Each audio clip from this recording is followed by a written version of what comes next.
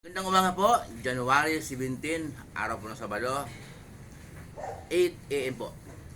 Ah, Shout out po sa lahat ng makakapanood ng video kong ito.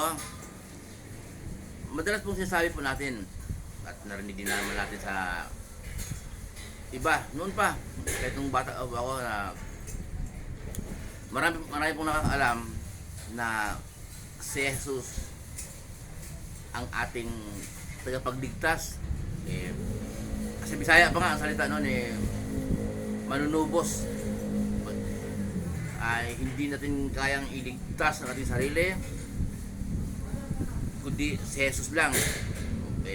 Pero si Jesus po ay hindi po sapat isang katuruan at isang katotohanan. Kapag yun po ang ating hawak na akala, paniniwala, yun po yung mga tao na pag niyaya nating mag-Bible study at niyaya nating umatin sa church paglinggo, sasagutin tayo noon na syempre hindi na kailangan kasi wala naman akong naargabyado, wala naman akong taong inaapakan, matino ng tao. Yung iba nga dyan mas walang hiya pa sa akin.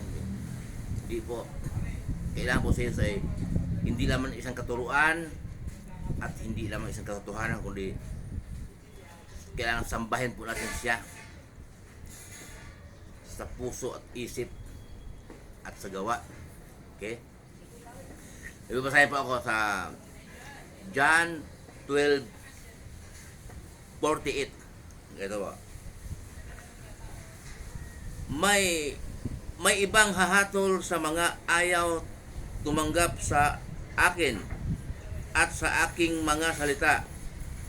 Ang salitang ipinahayag ko ang hahatol sa kanila sa huling araw. Po, tama po. Kung si Jesus ay inaakala lang natin na tagapagligtas, hindi naman natin sinunod ang kanyang mga turo, ay hindi tayo maliligtas. Kasi tama, si Jesus ang tagapagligtas, ay sabi nasa inyong lingkod.